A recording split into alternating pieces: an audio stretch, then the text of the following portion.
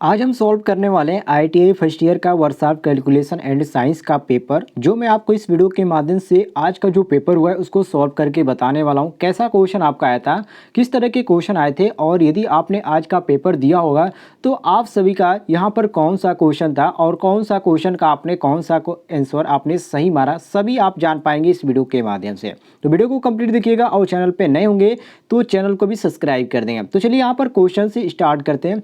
जो आपका पहला क्वेश्चन पूछा गया था कि तापमान में प्रति डिग्री मूल लंबाई में परिवर्तन को क्या कहा जाता है, इसको क्या बोला जाता है? तो इसको रेखीय प्रसार बोला जाता है। क्या बोला जाता है?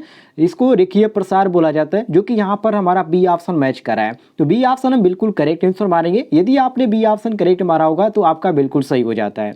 नेक्स्ट क्वेश्चन आपका पूछा गया था, यहाँ पर आप देख सकते हैं कि किसी पदार्थ के इकाई द्रव्यमान का द्रव्यमान 1 अंश सेल्सियस बढ़ाने के लिए आवश्यक ऊष्मा की मात्रा को क्या कहते हैं? ये आपका क्वेश्चन पूछा गया था। तो इसको हम क्या बोलते हैं? इसको हम बोलते हैं विशिष्ट ऊष्मा, जो कि यहाँ पर सी ऑप्शन हमारा दिया गया है। तो सी ऑप्शन हम करेक्ट मारेंगे। यदि आपने करेक्ट आंसर मारा होगा सी, तो बिल्कुल आपका सही हो जाता है।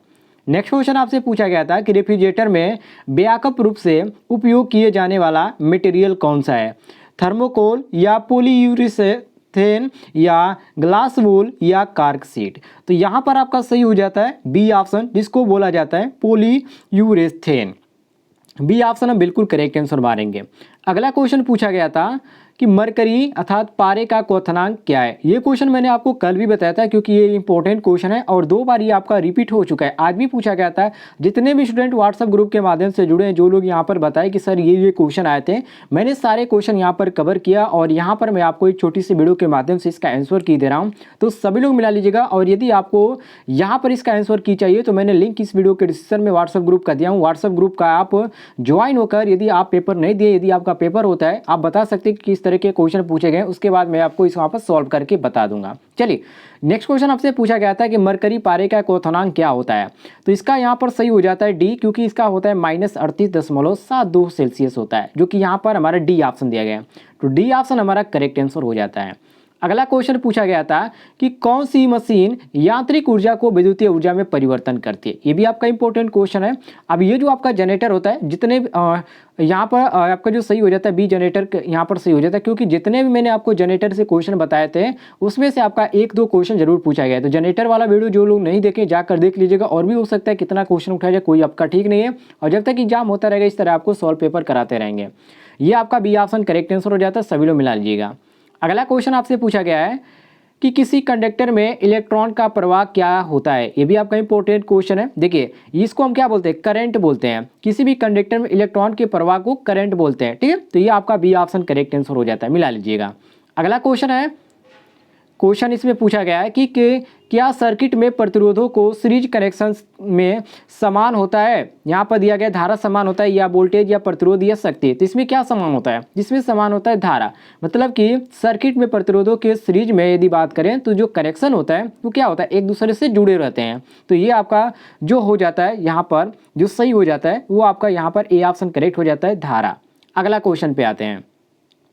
इसमें पूछा गया है कि 1 वाट घंटे में कितने वाट सेकेंड होते हैं? देखिए, बहुत सारे यहाँ पर स्टूडेंट थे जो कि अलग अलग क्वेश्चन बताए थे, लेकिन मैं यहाँ पर जिन लोगों का सही उन्होंने क्वेश्चन बताया था उन्हीं का मैं यहाँ पर आंसर बता रहा हूँ। कुछ लोग क्वेश्चन भी बता रहे थे, लेकिन क्वेश्चन में वहाँ पर कुछ जो आपका अंक था वो छूटा हुआ था, जिससे यहाँ पर कंफर्म नहीं हो पाया कि ये क्वेश्चन पूछा भी गया था या नहीं पूछा गया था, क्योंकि कुछ स्टूडेंट को जो सवाल वाला क्वेश्चन था वो लोग नहीं बता पाए कि ये क्वेश्चन पूछा गया था, लेकिन उस टाइप के बता पाए कि उस तरह के क्वेश्चन पूछे जा रहे हैं, इसलिए मैंने आपको यहाँ पर कवर कर दिया।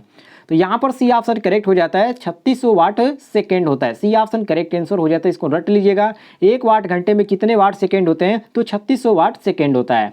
अगले क्वेश्चन पे आते हैं, जिसमें पूछा गया है कि इलेक्ट्रिक पावर की यूनिटी क्या है? ये आपका इंपॉर्टेंट क्वेश्चन है। अब दोस्तों यहाँ पर ध्यान दीजिएगा, इसका जो यूनिटी होता है वो आपका वाट होता है, और जो वाट दिया गया हमारा यहाँ पर सी ऑप्शन दिया गया है, तो सी ऑप्शन हम करेक्ट मारेंगे। अगले क्वेश्चन पे आते हैं, जिसमें पूछा गया है कि 1 डिग्री कितने रेडियन के बराबर होता है? सभी को मालूम है कितने के बराबर होता है? तो ये आपका होता है 180 अंश अपान पाई के बराबर होता है, जो कि यहाँ पर देख सकते हैं डी ऑप्शन हमारा दिया गया है। तो डी ऑप्शन हमारा बिल्कुल करेक्ट आंसर हो जाता है।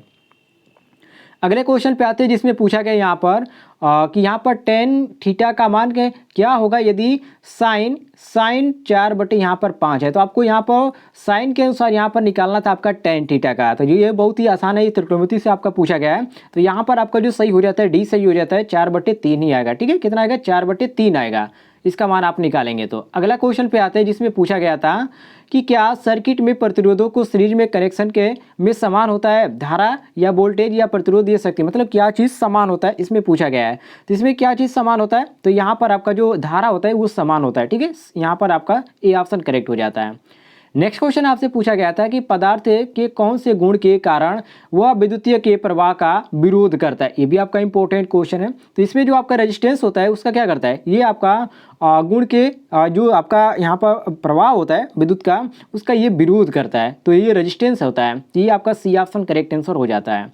अगला क्वेश्चन पूछा गया था कि यदि 3 ओम 9 ओम और 5 ओम के 3 प्रतिरोध सीरीज में जोड़कर कुल कितने प्रतिरोध यहाँ हो पाए। देखिए यही जो क्वेश्चन है जो कि सभी स्टूडेंट ने फ्रेश बताया था, बाकी जो क्वेश्चन था इधर उधर बताए थे, इसलिए आपका मैंने कवर कर दिया।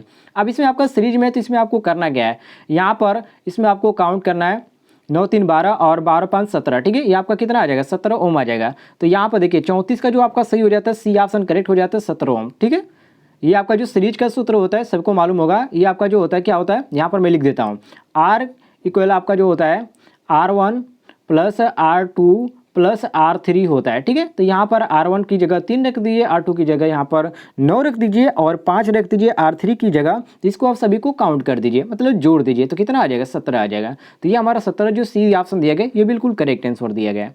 अगले क्वेश्चन पे आते हैं जिसमें पूछा गया है कि 4 ओम और 6 ओम और 8 ओम के 3 प्रतिरोधों को समांतर क्रम में जोड़ेगा, मतलब समांतर क्रम में यहाँ पर बटे के रूप में। तो R इक्वल बराबर आपको हो जाता है 1/R1 1/R2 1/R3। तो इसको आप करेंगे तो 1 यहाँ पर 4 1/6 और 1/8 आ जाएगा। तो यहाँ पर देखिए इसका जब आप एलसीएम निकालेंगे उसके अनुसार इसको आप जब लगाएंगे तो यहाँ पर जो सही इसका आंसर निकल के आएगा वो आपका 24/13 आ जाएगा। ठीक है, ये आपका जो आएगा सबसे पहले तो आपका 13/24 आएगा, लेकिन जब R का जब आप मान निकालेंगे तो ये पलट जाएगा, तो आपका 24/13 हो जाएगा।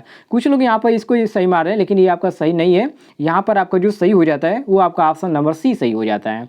अगले क्वेश्चन पे आते हैं जिसमें पूछा गया है कि किस तापमान पर कोई ठोस द्रव में पिघलता है। जो ठोस द्रव है वो किस में पिघलता है? तो क्वथनांक में, गलनांक में या फ्यूजिंग गुप्तन उष्मा में या वाष्पीकरण की गुप्त उष्मा में। तो इसमें आपका जो सही हो जाता है यहाँ पर ऑप्शन नंबर बी सही हो जाता है। ये आपका केवल गलनांक में होता है, ध्यान दीजिएगा। अगला क्वेश्चन आपसे पूछा गया था कि रेफ्रिजरेटर की व्यापक रूप से उपयोग किए जाने वाला मटेरियल कौन सा है? थर्मोकोल या पॉलीयूरेथेन या ग्लास वूल या कार्क शीट। तो इसमें आपका जो सही हो जाता है यहाँ पर ऑप्शन नंबर यहाँ पर जो हमारा दिया गया है बी ऑप्शन करेक्ट हो जाता है, पॉलीयूरेथेन। ठीक है, बी ऑप्शन हम करेक्ट मारेंगे। अगले क्वेश्चन पे आते हैं जिसमें पूछा गया है कि इनमें कौन सा उष्मक रोधक है? थर्मोकोल या तांबा या बांस या एल्युमिनियम। तो यहाँ पर आपका जो सही हो जाता है यहाँ पर ए ऑप्शन करेक्ट हो जाता है, जिसको हम थर्मोकोल बोलते हैं। अगले क्वेश्चन पे आते हैं जिसमें पूछा गया है कि उन मटेरियल को क्या कहते हैं जो रेडिएशन, कंडक्शन और कन्वेक्शन द्वारा उष्मा के प्रवाह को प्रतिवर्धित करते हैं। ये भी आपका इंपॉर्टेंट क्वेश्चन पूछा गया। तो सारे क्वेश्चन को आप रिपीट कर लीजिएगा, इसलिए मैं यहाँ पर करा रहा हूँ। तो ये आपका इंसुलेटर इसमें सही हो जाता है। अगले क्वेश्चन पे आते हैं जिसमें यह पूछा गया था कि मरकरी पारे का क्वथनांक क्या होता है। ये क्वेश्चन 2 बार रिपीट हुआ है, कल भी मैं आपको एक वीडियो के माध्यम से बताया था ये आपका इसका मान, और इसमें भी आपको बता रहा हूँ, इसको आप रट लीजिएगा, ये आपका बार बार पूछा जा रहा है। तो इसमें आपका -38.72 यहाँ पर आपका सही हो जाता है। तो ये आपका डी ऑप्शन बिल्कुल करेक्ट आंसर हो जाएगा, डी ऑप्शन हम सही मारेंगे। अगले क्वेश्चन पे आते हैं जिसमें पूछा गया यहाँ पर उसी टाइप का क्वेश्चन, यहाँ पर देख लीजिए उसी टाइप का क्वेश्चन है, मरकरी पारे का क्वथनांक क्या होता है, और इसमें आपसे पूछा गया कि मरकरी पारे का गलनांक क्या होता है। तो इसमें आपका क्वथनांक पूछा गया और एक इसमें आपका गलनांक पूछा गया। तो गलनांक की बात करेगा तो यहाँ पर 357 अंश सेल्सियस हम मारेंगे। ठीक है, तो ये आपका यहाँ पर ए ऑप्शन करेक्ट आंसर हो जाता है। अगले क्वेश्चन पे आते हैं जिसमें पूछा गया है कि इकाई क्या है, धारा की जो इकाई है वो क्या है। सभी को मालूम है धारा की इकाई क्या होती है, एम्पियर होती है। तो यहाँ पर ए ऑप्शन हमारा करेक्ट आंसर हो जाता है। अगले क्वेश्चन पे आते हैं जिसमें पूछा गया है यहाँ पर कि बहुत अच्छा कंडक्टर है, मतलब इसमें से आपको बताना है कि जो कौन सा बहुत अच्छा कंडक्टर है, तांबा है या कास्ट आयरन है या रॉड आयरन है या स्टील है। तो इसमें आपको कौन सा आपका यहाँ पर जो है सबसे अच्छा जो है कंडक्टर है। तो इसमें आपको जो ऑप्शन दिए गए इसमें आपका ए ऑप्शन सही हो जाएगा, क्योंकि जो तांबा है इसमें इन ऑप्शनों की वजह से इसमें हम यहाँ पर मारेंगे। यदि चांदी रहता तो हम चांदी को मारते, लेकिन इसमें आपका चांदी नहीं दिया गया, इसलिए यहाँ पर मारेंगे हम ए ऑप्शन। ठीक है, ए ऑप्शन हमारा करेक्ट हो जाता है। अगले क्वेश्चन पे आते हैं जिसमें पूछा गया है कि 1 डिग्री कितने रेडियन के बराबर होता है। ये भी आपका इंपॉर्टेंट क्वेश्चन है। देखिए दोस्तों, 1 डिग्री जो है कितने रेडियन के बराबर होता है, इसमें आपसे पूछा गया है। तो ये आपका होता है कितने के, ये आपका 180 अंश अपन पाई के बराबर होता है, जो कि यहाँ पर देख सकते हैं हमारा डी ऑप्शन मैच करा है। तो क्वेश्चन के अनुसार हमारा डी ऑप्शन करेक्ट हो जाता है। और हाँ, यदि आप व्हाट्सएप ग्रुप से जुड़ना चाहते हैं तो लिंक आपको इस वीडियो के डिस्क्रिप्शन में दिया गया, आप वहाँ से जुड़ सकते हैं। और जिस तरह के क्वेश्चन पूछे जा रहे हैं आप कमेंट में बता सकते हैं, या जोड़ के माध्यम से आप बता सकते हैं उसको व्हाट्सएप के माध्यम से, और आपको यहाँ पर हल करके इसको बता दिया जाएगा।